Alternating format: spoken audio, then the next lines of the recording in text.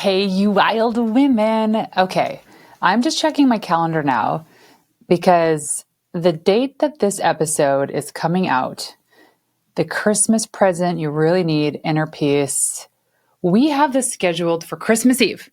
And while I know some podcasters, actually many, take this season off, I don't. Today's date is December 3rd, and I'm actually batch recording a bunch of quickie episodes to fill that space for the people who are still subscribed, for my listeners, for fans, people like you who need that extra little punch to get through the season, because everything I share on this podcast is really about helping position you as a better woman today and in the future. And we don't take breaks in growth. We don't take breaks in success just because it's the holiday season. That's what your competitors do. But today I want to talk about wrapping yourself in the ultimate gift of creating inner peace. You know, that inner turmoil of all the mental load, of all the things you have to do now, last week, or in the future. It's time to just put that on the shelf and take a pause, because really what we need this season and going forward is inner peace. We need to lower the expectations of what people need from us or think from us and ramp up that inner peace. And what I mean by that is how we can calm our nervous system, how we can calm our mind. How can we be the best friend to ourselves? Because ultimately, at the end of the day, you die with nothing except for that inner peace. Now, part of this episode was inspired by a recent death in my life. A friend from the East Coast passed away rather suddenly from her battle with cancer. And it reminded me because she had recorded a video of her on Instagram on like November 18th. And she was just decompressing from this great retreat that she went to, I think in like Sedona or Texas or somewhere. And the next day she posted another reel and she was yellow. She was in liver failure because the cancer had come back. I don't know when she found out, but it had metastasized to her liver and her liver was failing. And it wasn't not even a week later that she passed away. It went rather quick this time. And it's really sad. It's very sad. And I was showing my trainer the picture of her on November 18th and then the picture of her on November 19th and how drastic it was and how quick God can come knocking. And just a gentle reminder that we don't know when our time is. We don't know what's going to happen this next moment, the next day, the next week. But if we live with the best intention, with an alignment with what we want, at peace with ourselves and with the people we love, that is the ultimate gift we can give for ourselves. I'm pretty sure that if you were always razzled up and overwhelmed and cranky and poopy as a mother or as a wife, your family would want nothing more than for you to be at peace with yourself and be a happy, loving, caring mother. Am I right? That's ultimately we want. Kids ultimately want to be seen and nurtured and loved. And it's really inauthentic if that's coming from somebody who on the inside cannot stop ruminating, cannot stop thinking about worst case scenarios or thinking the worst of every situation. And so you need to practice that inner peace. And there's a couple of things I want to talk about today really quickly as we settle in to the holiday season, as we get ready for the new year, because we know the new year is full of so much hope, joy, and expectations. But I want you to take today, in this moment, to reframe self-acceptance. I don't want you to give up on the things that are working for you. I do need you to give up on the things that are fueling your mental load, that are fueling your anxiety, your doubt, making you sick. And you know what those things are. And worst is that this stuff seems to be heightened this time of year. There are triggers. There are family triggers, right? You go see maybe friends and family in your hometown or whatnot that end up triggering you because there are memories that come or conversations that happen or maybe criticism that comes up about something in your life. You need to have those conversations. Also, this time of year comes with year-end reflections where we reflect on all the things we did or did not do this year. And sometimes it's a really crappy year.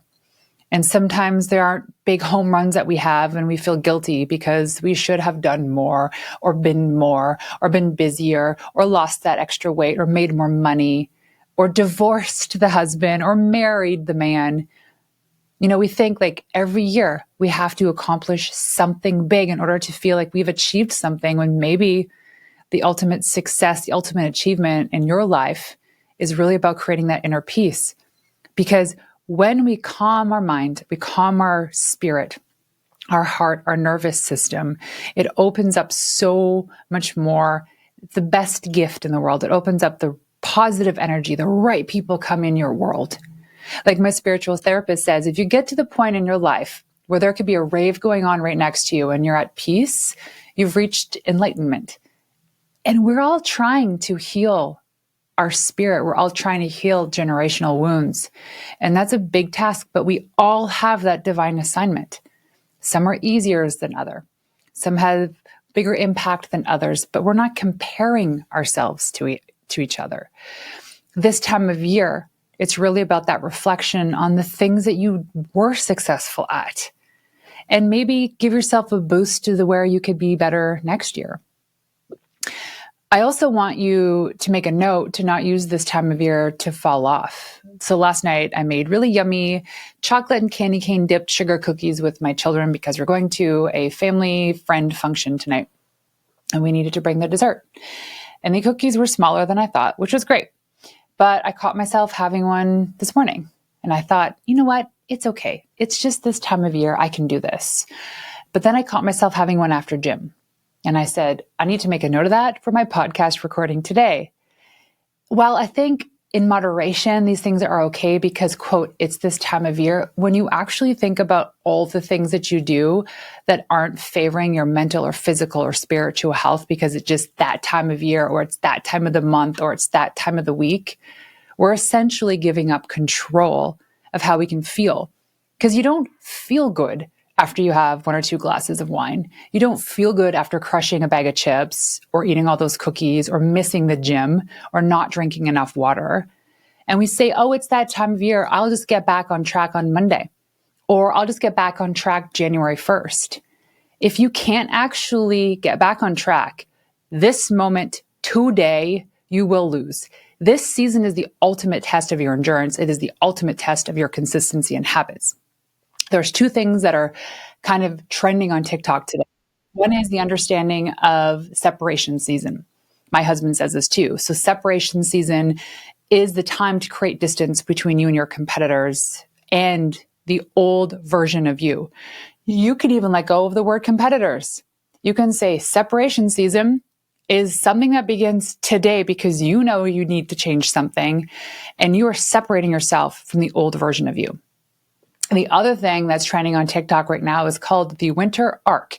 This is a time where every woman or man must face the mental and physical challenges of winter, a time to put your head down and get things done. As Tony Robbins always says, winter is coming, right? There is a season for planting the seed. There's a season for harvest. And we know the fall is the harvest. And then winter comes. Winter comes and there's nothing that can grow, especially you live in the northern countries. Winter comes and all of your fresh produce is done, used up, canned, referring back to kind of the older days. But the winter season really means that it gets harsh. It can get difficult. And many of us use this time as an excuse, not as a reason to actually become the better version of ourselves, which ultimately at the end of the day is creating that inner peace. Now, my husband and I, we've been together for 14 years. And I'd say, we ebb and flow and having like the best part of our marriage and then having a really crappy week. And that's just normal. And I talk about this openly because we want other people to feel like, gosh, we are normal human beings too.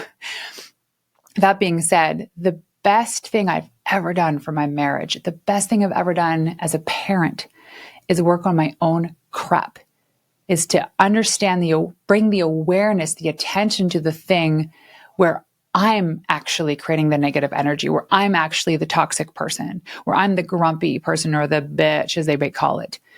By the way, no one calls me that, but sometimes I call myself that. And I will use excuses like, it is that time of the month. Don't get me wrong. I'm a grumpy poop head. and I wish I can control that some days, I will sit down with my boys, my husband, my two boys, saying, hey, listen, it's kind of coming to that time of the month. Those past couple of days, I've been super edgy. I'll say this to my team even. I am overwhelmed at this moment. We're planning our trip to Australia, or maybe there's something happening in the business. That open dialogue, especially for men, can help them understand what's going on. And so the awareness and understanding where your bad energy comes in, or where you are consistently failing at something, is what you need to create that inner peace. And I think personally, and I see this with a lot of women I've worked with in the past, women I coach today, is that they lack that inner peace because they're trying to live a life according to what is expected of them, what they think is expected of them, and not what they actually want. So the best gift that you can give yourself this season and into the new year is the gift of inner peace, whatever that means to you. Go check out one of my recent Instagram posts about the morning habits that I have. Has helped me tremendously. Don't have to copy and paste it, but understand that how you start your day sets the day. How you start your year is also can help you set your year, but you may as well start this today.